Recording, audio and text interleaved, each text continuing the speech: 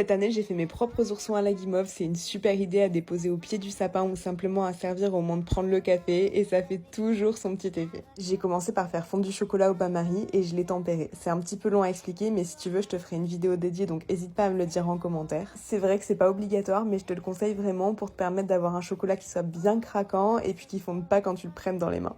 Ensuite, je badigeonne mes moules à oursons avec le chocolat fondu et bien sûr, si t'as pas de moule à ourson, tu peux aussi le faire avec n'importe quel moule en silicone, des moules à cupcake par exemple, ça fonctionne très très bien. Après ça, on passe à la guimauve, je réhydrate 3 feuilles de gélatine dans de l'eau froide et je réalise un sirop que je monte à 121 degrés. Pendant que ça chauffe, je bats mes blancs en neige et lorsque le sirop a atteint sa température, j'y ajoute les feuilles de gélatine. Je peux ensuite ajouter le sirop dans mes blancs en neige et là tu vas voir comme par magie, ça va tripler de volume. Tu peux aussi y ajouter le contenu d'une gousse de vanille et là l'important c'est de ne pas trop fouetter la guimauve pour éviter qu'elle devienne compacte. Une fois que c'est fait, tu pourras la pocher dans les moules à oursons, recouvrir avec une fine couche de chocolat et lorsque le tout aura figé, tu n'auras plus qu'à démouler et à te régaler.